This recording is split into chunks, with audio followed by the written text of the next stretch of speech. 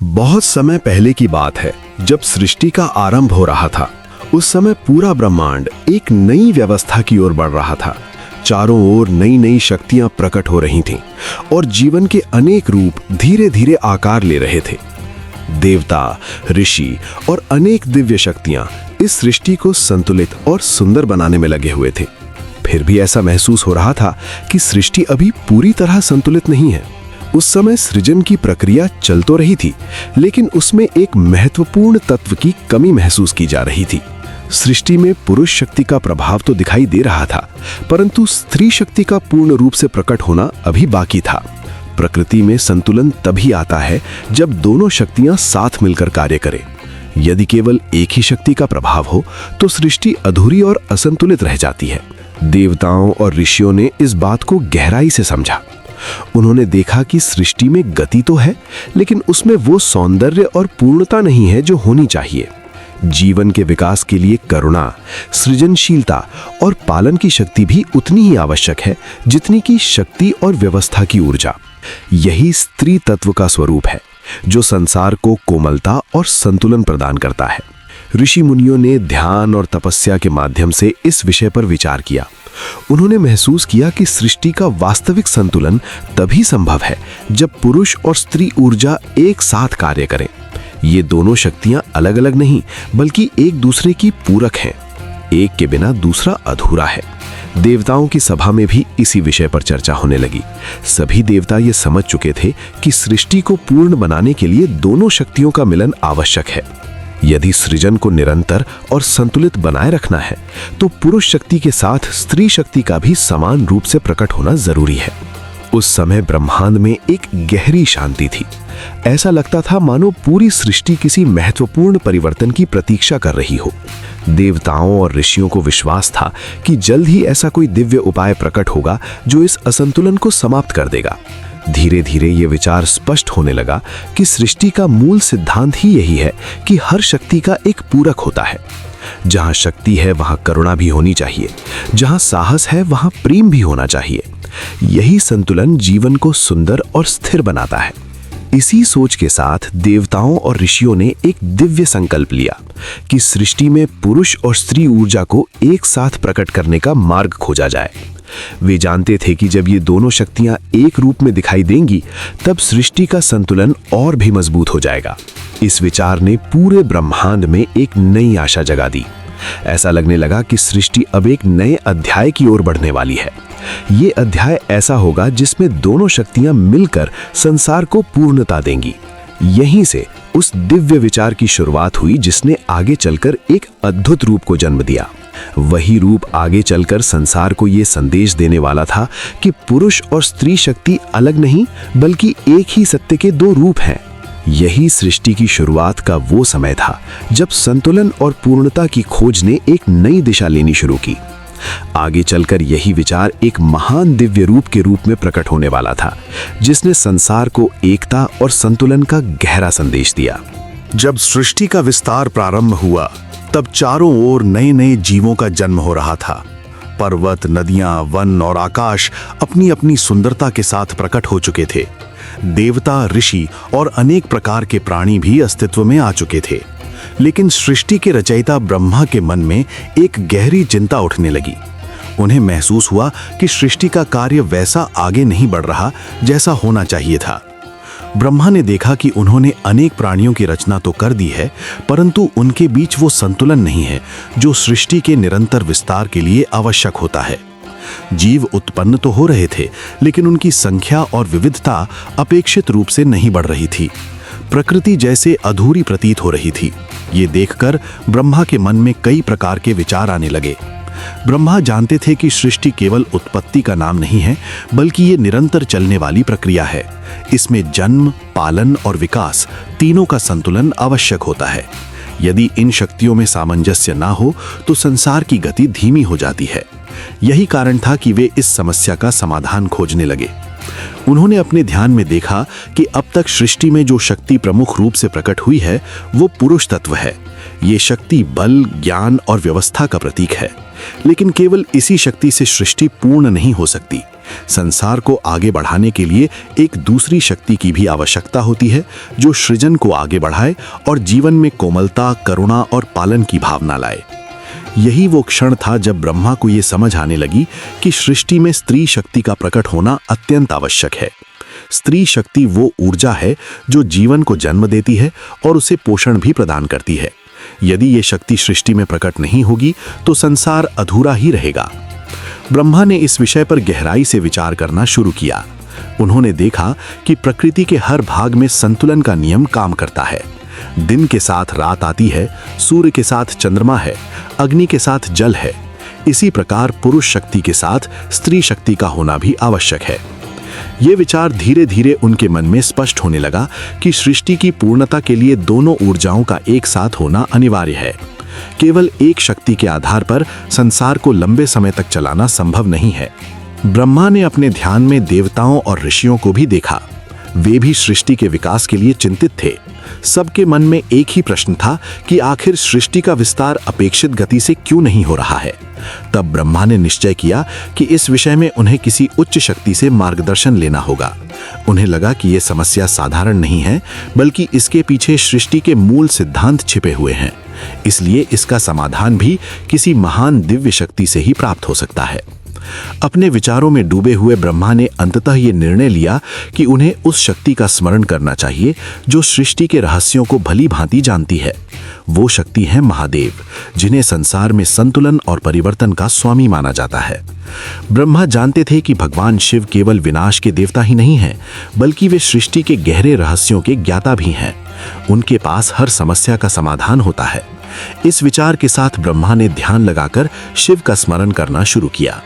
उनका मन पूरी तरह शांत हो गया और वे समाधि की अवस्था में चले गए।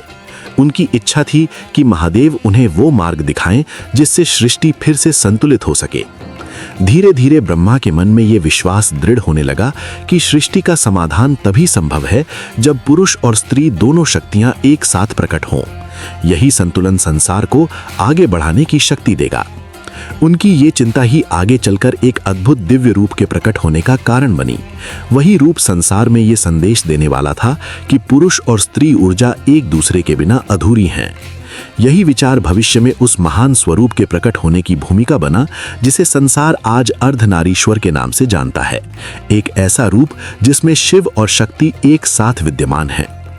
ब्रह्मा की चिंता केवल सृष्टि की समस्या नहीं थी, बल्कि ये उस महान सत्य को समझने की शुरुआत थी कि संसार का संतुलन तभी बना रह सकता है जब दोनों शक्तियां एक साथ कार्य करें।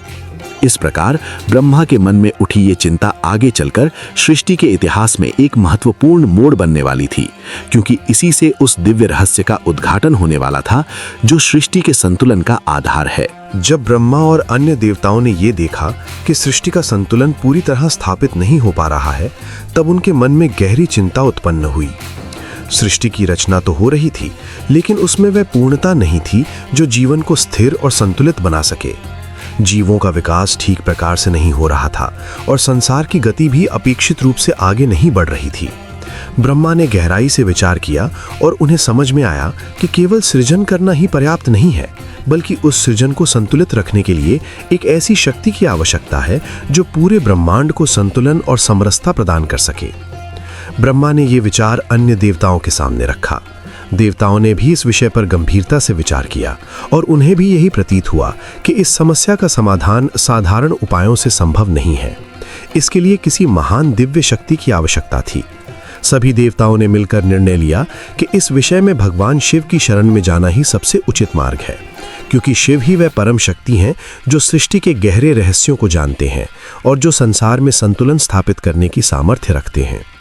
यह निर्णय होने के बाद ब्रह्मा और अन्य देवता भगवान शिव की आराधना करने लगे। उन्होंने कठोर तपस्या आरंभ की।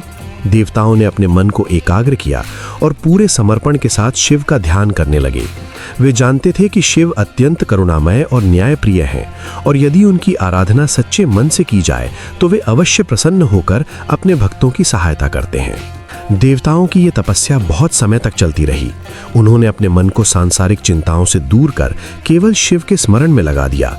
उनका उद्देश्य केवल यही था कि सृष्टि का संतुलन स्थापित हो और संसार में जीवन का विकास सही दिशा में आगे बढ़ सके। ब्रह्मा स्वयं भी इस तपस्या में पूरी श्रद्धा और समर्पण के साथ लगे रहे। उन्होंने मन ही मन प्रार्थना की कि भगवान शिव उनकी इस चिंता को दूर करें और उन्हें ऐसा मार्ग दिखाएं जिससे सृष्टि पूर्ण और संतुलित बन सके। देवताओं की इस कठोर साधना का प्रभाव पूरे ब्रह्मांड में दिखाई देने लगा। उनके मन की सच्ची भक्ति और समर्पण ने एक दिव्य वातावरण उत्पन्न कर दिया। उनकी प्रार्थनाएं और तपस्या इतनी गहन थी कि अंततः भगवान शिव उनकी भक्ति से प्रसन्न हो गए। शिव का स्वभाव ही ऐसा है कि वे अपने भक्तों की सच्ची भावना को तुरंत समझ लेते हैं। जब उन्होंने देखा कि देवता सच्चे मन से सृष्टि के कल्याण के लिए तपस्या कर रहे हैं, तब उन्होंने उनके सामने प्रकट होने का निर्णय लिया। कुछ समय बाद भगवान शिव अपने दिव्य स्वरूप में देवताओं के सामने प्रकट हुए। उनका तेज अत्यंत अद्भुत और प्रभावशाली था। उनके दर्शन से चारों ओर एक अलौकिक प्रकाश फैल गया और वातावरण में शांति और शक्ति का अनुभव होने लगा। देवताओं ने जब शिव को अपने सामने देखा तो वे अत्यंत प्रसन्न और भावुक हो गए। सभी देवताओं ने श्रद्धा के साथ शिव को प्रणाम किया और उनकी स्तुति करने लगे। भगवान शिव ने देवताओं की ओर करुणा भरी दृष्टि से देखा। वे समझ चुके थे कि देवता किसी महत्वपूर्ण कारण से उनकी आराधना कर रहे हैं। शिव ने शांत स्वर में उनसे पूछा कि वे किस कारण से इतनी कठोर तपस्या कर रहे हैं और उनके मन में कौन सी चिंता है। शिव की वाणी में करुणा और धैर्य दोनों झलक रहे थे, जिससे देवताओं का मन शांत हो गया। तब ब्रह्मा ने आगे बढ़कर भगवान शिव के सामने अपनी चिंता प्रकट की। उन्होंने बताया कि सृष्टि की रचना तो हो रही है, लेकिन उसमें पूर्ण संतुलन नहीं बन पा रहा है। जीवों की उत्पत्ति और विकास में वह समरसता नहीं दिखाई दे रही जो संसार को स्थिर और समृद्ध बना सके। ब्रह्मा ने विनम्रता से कहा कि वे इस समस्या का समाधान खोजने में असमर्थ हो रहे हैं, इसलिए वे शिव की शरण में आए हैं। अन्य देवताओं ने भी ब्रह्मा की बात का समर्थन किया और भगवान शिव से प्रार्थना की कि वे सृष्टि के इस असंतुलन को दूर करने का मार्ग बताएं। सभी देवताओं की आंखों में आशा और श्रद्धा स्पष्ट दिखाई दे रही थी। उन्हें विश्वास था कि भगवान शिव अवश्य ही इस समस्या का समाधान करेंगे और सृष्टि को संतुलित और पूर्ण बनाने का मार्ग दिखाएंगे। भगवान शिव ने देवताओं की बात ध्यानपूर्वक सुनी। वे शांत भाव से सब कुछ समझ रहे थे। उनके चेहरे पर गंभीरता और करुणा का मिश्रण दिखाई दे रहा था। शिव जानते थे कि सृष्टि का संतुलन केवल शक्ति के संतुलन से ही संभव है। उन्होंने देवताओं को आश्वासन दिया कि उनकी चिंता व्यर्थ नहीं जाएगी और सृष्टि के संतुलन के लिए उचित मार्ग अवश्य प्रकट होगा। शिव की यह बात सुनकर देवताओं के मन में आशा का प्रकाश फैल गया। उन्हें लगा कि अब उनकी समस्या का समाधान अवश्य मिलेगा। भगवान शिव की उपस्थिति ने उन्हें विश्वास और शक्ति प्रदान की।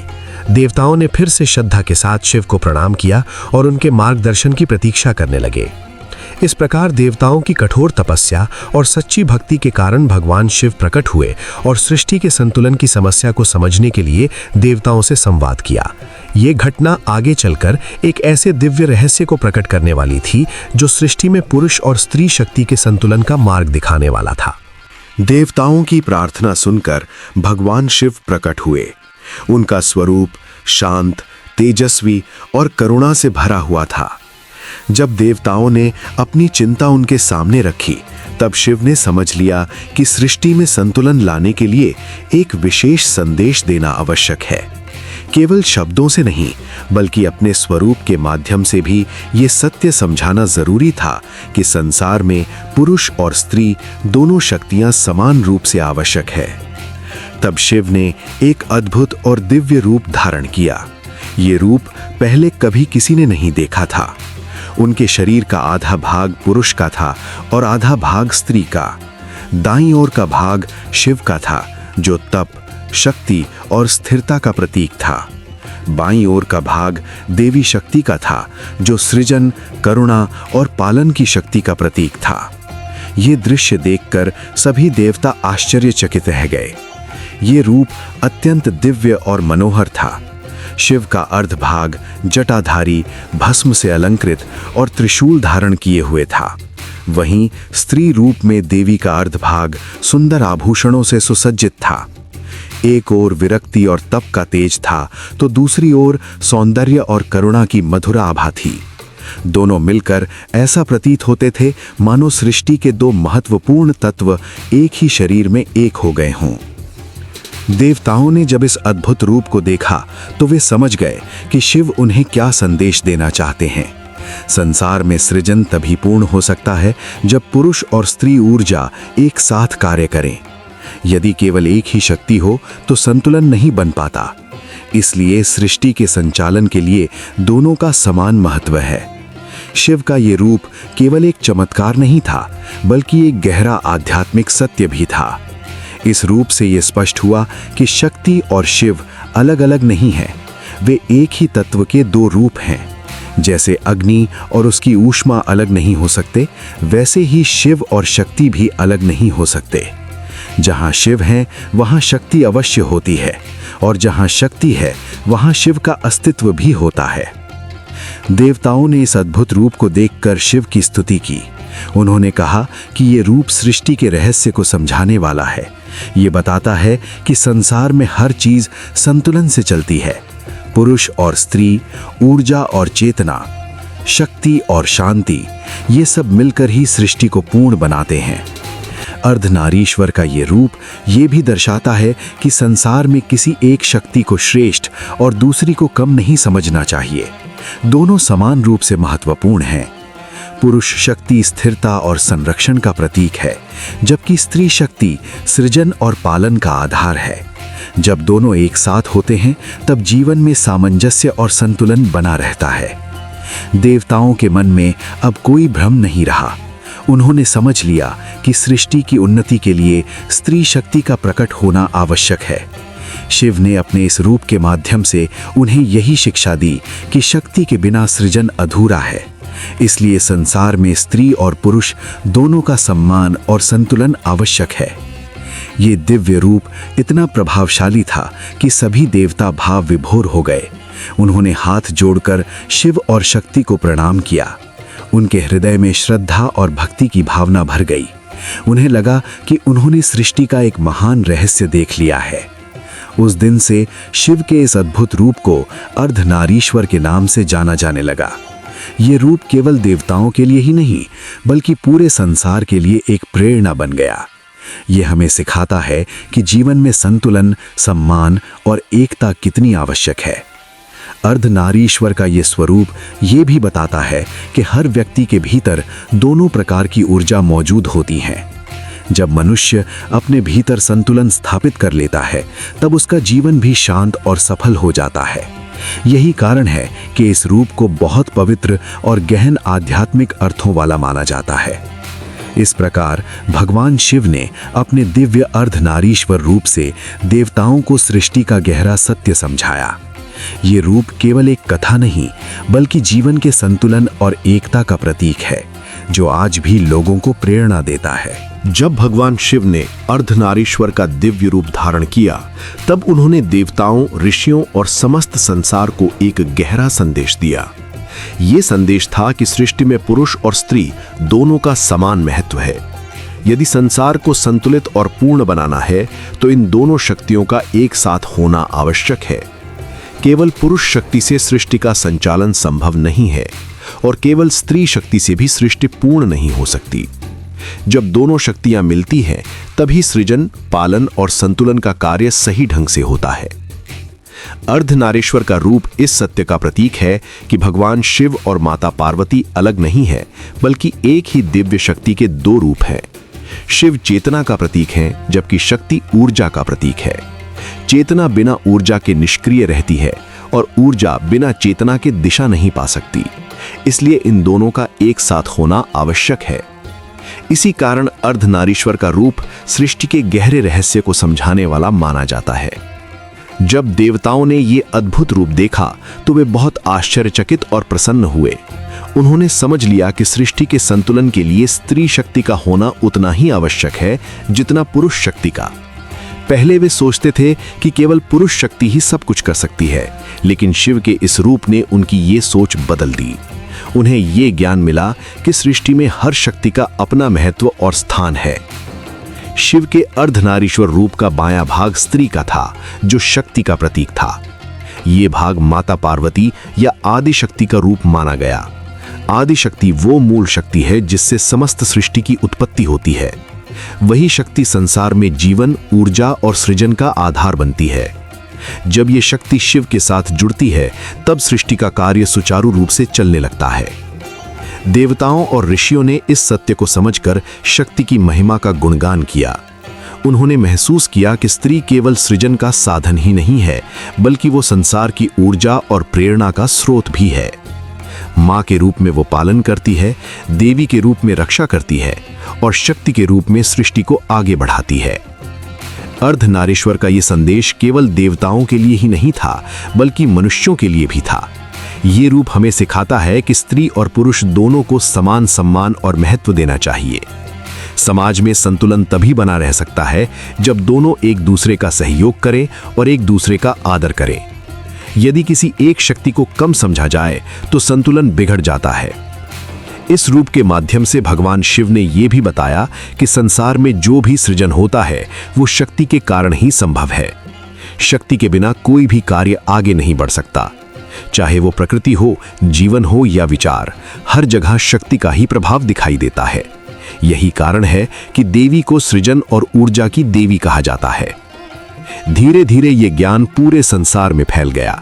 ऋषियों ने अपने शिष्यों को ये कथा सुनाई और उन्हें शक्ति के महत्व के बारे में बताया।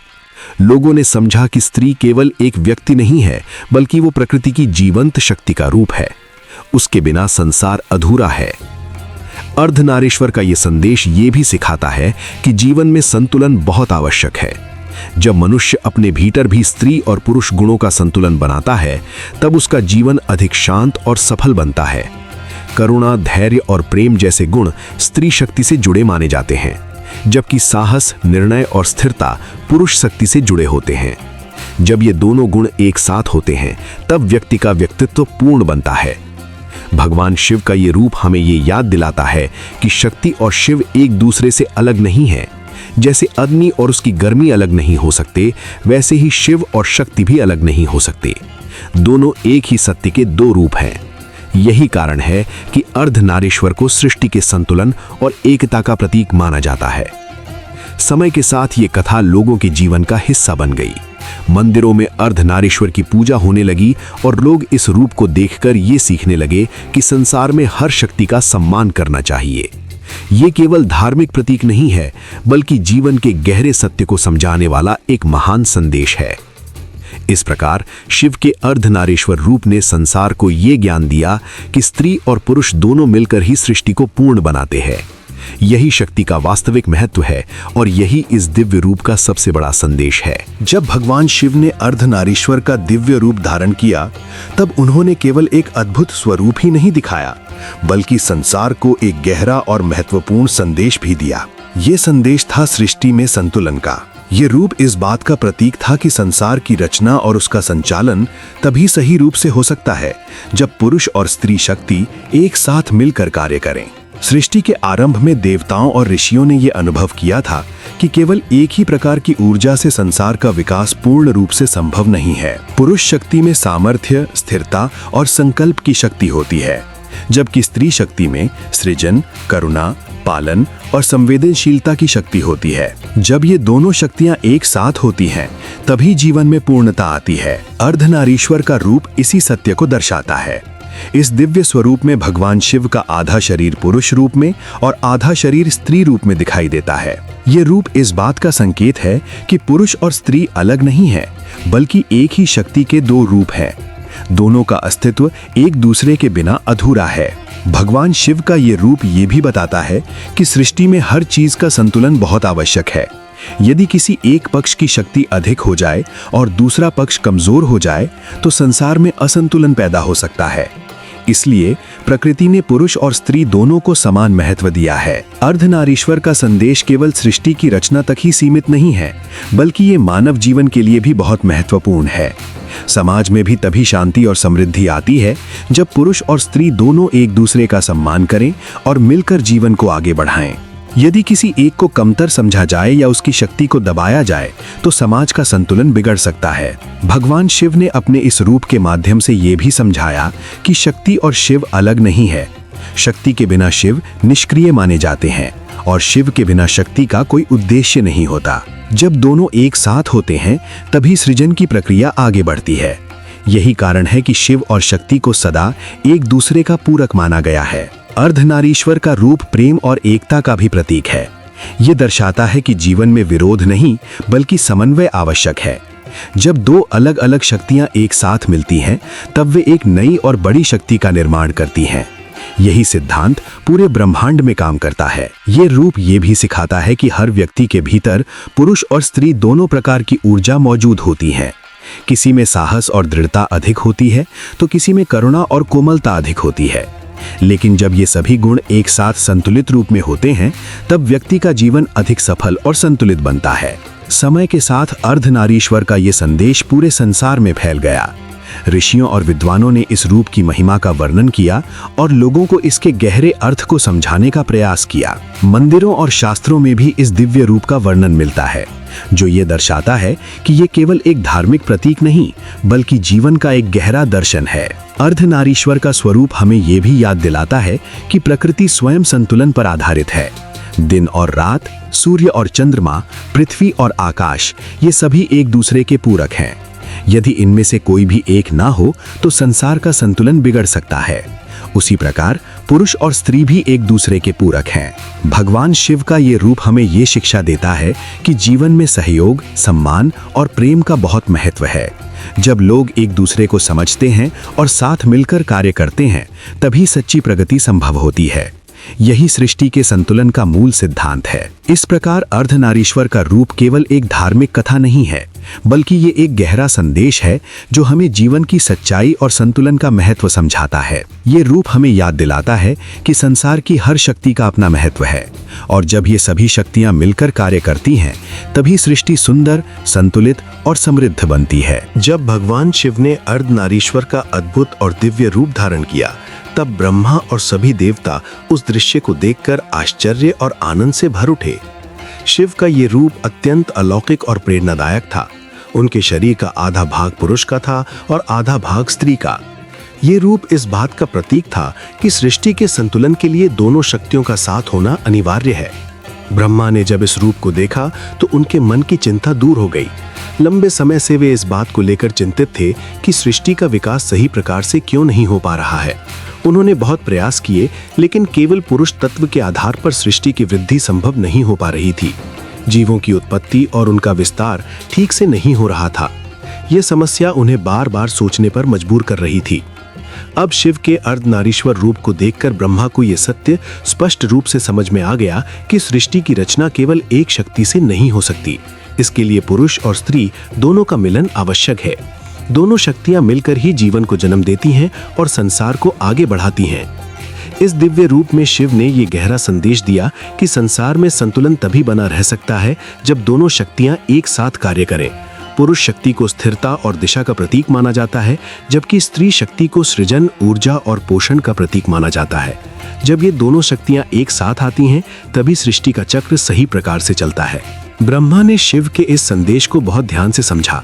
उन्हें लगा कि अब सृष्टि की रचना का मार्ग स्पष्ट हो गया है। उन्होंने भगवान शिव को प्रणाम किया और उनके प्रति कृतज्ञता प्रकट की। ब्रह्मा जानते थे कि शिव ने केवल एक दिव्य रूप ही नहीं दिखाया, बल्कि एक गहरी सच्चाई भी प्रकट की है। इसके बाद ब्रह्मा ने सृष्टि की रचना में स्त्री शक्ति को भी स्थान दिया। उन्होंने विभिन्न प्रकार के जीवों की उत्पत्ति इस प्रकार से की कि उनमें पुरुष और स्त्री दोनों का अस्तित्व हो। इस परिवर्तन के बाद सृष्टि का विकास अधिक सुचारू और संतुलित होने लगा। धीरे धीरे संसार में जीवन का विस्तार होने लगा। विभिन्न प्रकार के जीव, पशु, पक्षी और मनुष्य उत्पन्न होने लगे। प्रकृति में नई ऊर्जा और नई गति दिखाई देने लगी। सृष्टि का चक्र पहले की तुलना में अधिक व्यवस्थित रूप से चलने लगा। देवताओं ने भी इस परिवर्तन को देखकर प्रसन्नता महसूस की। उन्हें लगा कि अब संसार में संतुलन स्थापित हो गया है। प्रकृति के हर हिस्से में एक नई लय और सामंजस्य दिखाई देने लगा। ये सब भगवान शिव के अर्धनारीश्वर रूप के कारण संभव हुआ था। इस घटना ने देवताओं और ऋषियों को भी एक महत्वपूर्ण शिक्षा दी। उन्होंने समझ लिया कि संसार में किसी एक शक्ति को श्रेष्ठ या कमतर नहीं माना जा सकता। हर शक्ति का अपना महत्व और स्थान होता है। जब सभी शक्तियां मिलकर कार्य करती हैं, तभी सृष्टि का संतुलन बना रहता है। ब्रह्मा के लिए यह अनुभव बहुत महत्वपूर्ण था। अब वे सृष्टि की रचना को पहले से अधिक समझदारी और संतुलन के साथ करने लगे। उन्हें विश्वास था कि शिव के दिए हुए इस ज्ञान से संसार में जीवन का प्रवाह निरंतर चलता रहेगा। अर्धनारीश्वर का यह संदेश केवल देवताओं के लिए ही नहीं था, बल्कि पूरे संसार के लिए एक गहरी सीख था। ये रूप हमें ये सिखाता है कि जीवन में संतुलन और सामंजस्य बहुत आवश्यक है। जब अलग अलग शक्तियां मिलकर कार्य करती हैं, तभी सच्ची प्रगति और विकास संभव होता है। इस प्रकार शिव के अर्धनारीश्वर रूप को देखकर ब्रह्मा को अपनी समस्या का समाधान मिल गया। उनकी चिंता समाप्त हो गई और सृष्टि की रचना एक नई दिशा में आगे बढ़ने लगी। संसार में जीवन का विस्तार होने लगा और प्रकृति का संतुलन धीरे धीरे स्थापित हो गया। यही कारण है कि अर्धनारीश्वर का रूप भारतीय परंपरा में बहुत पवित्र और महत्वपूर्ण माना जाता है। ये रूप हमें सिखाता है कि सृष्टि का आधार संतुलन, सहयोग और एकता में छिपा हुआ है। अर्धनारीश्वर का रूप केवल एक पौराणिक कथा नहीं है, बल्कि ये जीवन और आध्यात्म का गहरा संदेश भी देता है। ये रूप हमें समझाता है कि संसार में संतुलन सबसे महत्वपूर्ण है। जब तक जीवन में संतुलन नहीं होता, तब तक शांति और समृद्धि भी स्थिर नहीं रह सकती। अर्धनारीश्वर का स्वरूप इसी संतुलन का प्रतीक है, जिसमें पुरुष और स्त्री दोनों शक्तियां एक साथ मिलकर कार्य करती हैं। ये रूप हमें बताता है कि हर मनुष्य के भीतर दो प्रकार की शक्तियां होती हैं। एक शक्ति वो है जो साहस, दृढ़ता और निर्णय लेने की क्षमता देती है, और दूसरी शक्ति वो है जो प्रेम, करुणा और संवेदनशीलता को प्रकट करती है। जब ये दोनों शक्तियां एक साथ संतुलित रहती हैं, तब व्यक्ति का जीवन पूर्ण और संतुलित बनता है। यदि इनमें से कोई एक शक्ति अधिक हो जाए और दूसरी कम हो जाए, तो जीवन में असंतुलन उत्पन्न होने लगता है। अर्धनारीश्वर का संदेश ये भी है कि संसार में किसी भी शक्ति को छोटा या बड़ा नहीं समझना चाहिए। पुरुष और स्त्री दोनों ही सृष्टि के लिए समान रूप से आवश्यक है। जिस प्रकार दिन और रात, सूर्य और चंद्रमा, जल और अग्नि सभी का अपना अपना महत्व है, उसी प्रकार पुरुष और स्त्री ऊर्जा का भी अपना महत्व है। दोनों के बिना संसार की कल्पना भी नहीं की जा सकती। इस रूप के माध्यम से ये भी समझाया गया है कि सृष्टि की रचना केवल शक्ति के संतुलन से ही संभव होती है। यदि केवल कठोरता हो और करुणा न हो, तो जीवन कठिन और नीरस बन जाता है, और यदि केवल कोमलता हो और साहस न हो, तो जीवन में स्थिरता और सुरक्षा नहीं रह पाती। इसलिए जीवन में इन दोनों गुणों का संतुलित होना आवश्यक है। अर्धनारीश्वर का स्वरूप ये भी दर्शाता है कि मनुष्य को अपने भीतर मौजूद दोनों प्रकार के गुणों को स्वीकार करना चाहिए। कई बार लोग ये मान लेते हैं कि कुछ गुण केवल पुरुषों के लिए होते हैं और कुछ केवल स्त्रियों के लिए, लेकिन ये विचार पूर्ण सत्य नहीं है। हर व्यक्ति के भीतर साहस भी होता है और करुणा भी, दृढ़ता भी होती है और कोमलता भी। इन सभी गुणों का संतुलन ही व्यक्ति को श्रेष्ठ बनाता है। आध्यात्मिक दृष्टि से अर्धनारीश्वर हमें ये सिखाता है कि जीवन में एकता और समरसता का भाव होना चाहिए। जब मनुष्य अपने भीतर के विरोधी गुणों को संतुलित कर लेता है, तब उसका मन शांत और स्थिर हो जाता है। इसी स्थिति को आध्यात्मिक उन्नति का मार्ग भी माना जाता है। ये रूप हमें ये भी सिखाता है कि अहंकार और भेदभाव से दूर रहना चाहिए। जब हम ये समझ जाते हैं कि हर शक्ति का अपना महत्व है, तब हमारे मन में दूसरों के प्रति सम्मान और आदर का भाव उत्पन्न होता है। यही भावना समाज में प्रेम और सद्भाव को बढ़ाती है। अर्धनारीश्वर का आध्यात्मिक संदेश ये भी है कि जीवन में संतुलन बनाए रखना ही सच्ची बुद्धिमत्ता है। चाहे वो विचारों का संतुलन हो, भावनाओं का संतुलन हो या कर्मों का संतुलन, हर स्तर पर संतुलन ही जीवन को सुखमय बनाता है। जब मनुष्य संतुलित जीवन जीता है, तब वो न केवल स्वयं सुखी रहता है, बल्कि दूसरों के लिए भी प्रेरणा बन जाता है। इस प्रकार अर्धनारीश्वर का रूप केवल एक दिव्य स्वरूप नहीं है, बल्कि ये एक गहरा आध्यात्मिक सिद्धांत भी है। ये हमें सिखाता है कि जीवन में शक्ति और करुणा, साहस और कोमलता, विचार और भावना, इन सभी का संतुलन आवश्यक है। यही संतुलन जीवन को पूर्णता और शांति की ओर ले जाता है। इसलिए अर्धनारीश्वर का संदेश आज भी उतना ही महत्वपूर्ण है जितना प्राचीन समय में था। यह हमें याद दिलाता है कि सच्चा विकास तभी संभव है जब हम अपने भीतर मौजूद सभी गुणों को समझें, स्वीकार करें और उन्हें संतुलित रूप से जीवन में उतारें। यही अर्धनारीश्वर के आध्यात्मिक संदेश का सार है। अर्धनारीश्वर की कथा केवल एक धार्मिक कथा नहीं है, बल्कि इसमें समाज के लिए बहुत गहरा संदेश छिपा हुआ है। यह हमें बताती है कि संसार में स्त्री और पुरुष दोनों समान रूप से महत्वपूर्ण हैं। दोनों एक दूसरे के पूरक हैं और एक दूसरे के बिना अधूरे हैं। जब दोनों शक्तियां मिलकर कार्य करती हैं, तभी जीवन में संतुलन और समृद्धि आती है। प्राचीन समय से ही समाज में पुरुष और स्त्री की अलग अलग भूमिकाएं रही हैं। पुरुष को शक्ति, साहस और संरक्षण का प्रतीक माना गया, जबकि स्त्री को करुणा, प्रेम और सृजन की शक्ति का रूप समझा गया। लेकिन अर्धनारीश्वर का रूप ये स्पष्ट करता है कि ये दोनों गुण केवल अलग अलग व्यक्तियों में ही नहीं होते, बल्कि हर मनुष्य के भीतर किसी न किसी रूप में मौजूद होते हैं। इसलिए किसी को भी कम या अधिक नहीं समझना चाहिए। ये कथा हमें ये भी सिखाती है कि परिवार की नींव स्त्री और पुरुष दोनों के सहयोग से ही मजबूत बनती है। जब पति पत्नी एक दूसरे का सम्मान करते हैं और मिलकर जीवन की जिम्मेदारियां निभाते हैं, तब परिवार में प्रेम और शांति बनी रहती है।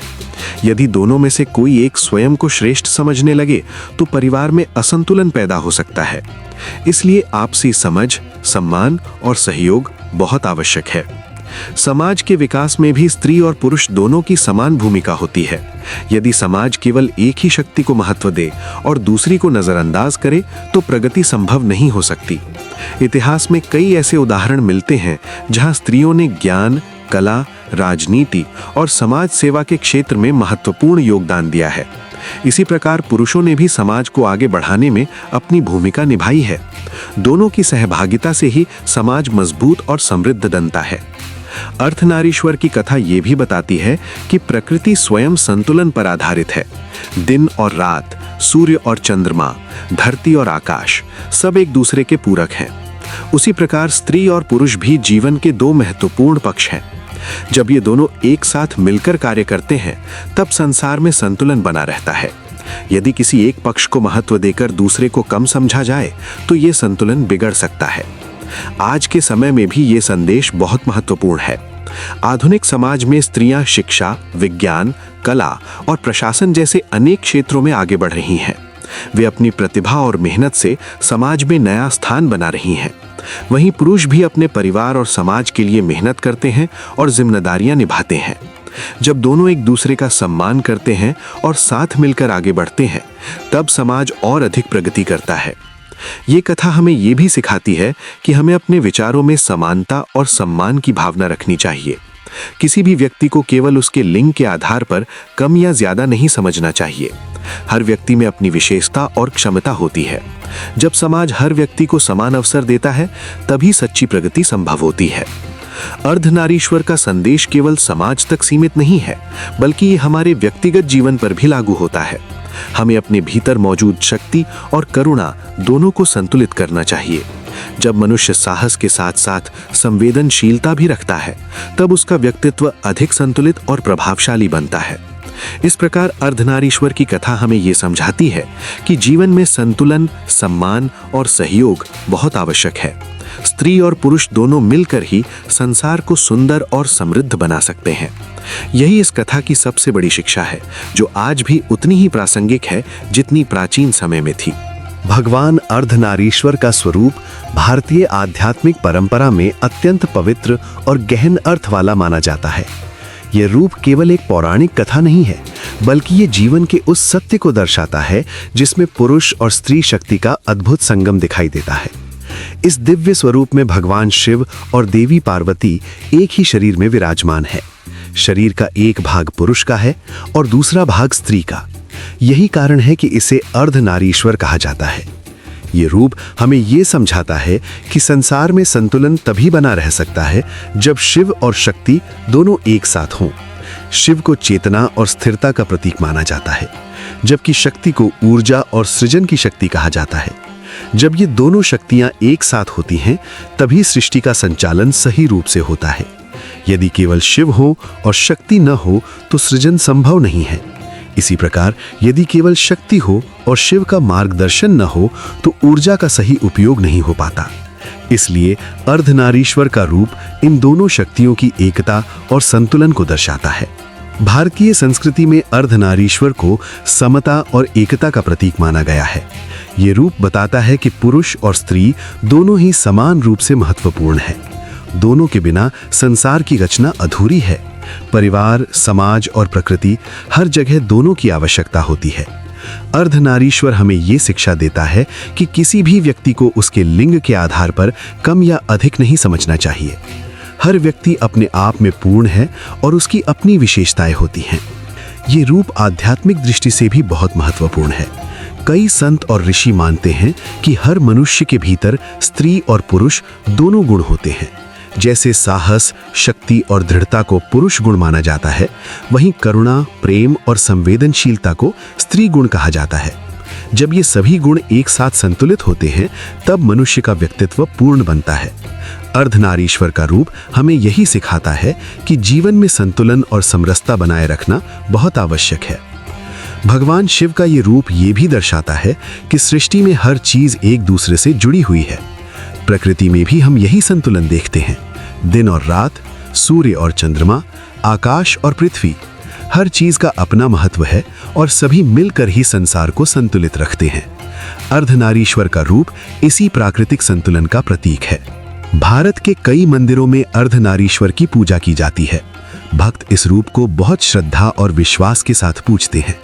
उनका मानना है कि इस रूप की आराधना करने से जीवन में संतुलन, शांति और सुख की प्राप्ति होती है। जब व्यक्ति शिव और शक्ति दोनों की कृपा प्राप्त करता है, तब उसका जीवन अधिक समृद्ध और शांतिपूर्ण बन जाता है। अर्धनारीश्वर का स्वरूप ये भी सिखाता है कि जीवन में सहयोग और एकता बहुत आवश्यक है। जब लोग एक दूसरे का सम्मान करते हैं और मिलकर काम करते हैं, तब समाज में प्रेम और सद्भाव बना रहता है। ये रूप हमें ये प्रेरणा देता है कि हमें अपने जीवन में भी संतुलन और समरसता बनाए रखनी चाहिए। आज के समय में भी अर्धनारीश्वर का संदेश उतना ही महत्वपूर्ण है जितना प्राचीन काल में था। आधुनिक समाज में भी स्त्री और पुरुष दोनों को समान अधिकार और सम्मान मिलना चाहिए। जब समाज में दोनों को समान अवसर मिलते हैं, तभी समाज सही दिशा में आगे बढ़ सकता है। अंत में यही कहा जा सकता है कि अर्धनारीश्वर का रूप केवल एक धार्मिक प्रतीक नहीं है, बल्कि ये जीवन का एक गहरा संदेश भी है। यह हमें सिखाता है कि शक्ति और शिव का मिलन ही सृष्टि का आधार है। जब ऊर्जा और चेतना एक साथ होती हैं, तभी संसार में संतुलन, प्रेम और शांति बनी रहती है। यही कारण है कि भगवान शिव ने अर्धनारीश्वर का रूप धारण किया और संसार को ये अमूल्य शिक्षा दी कि एकता और संतुलन ही जीवन की सबसे बड़ी शक्ति है। ओम नमः शिवाय। हर हर महादेव।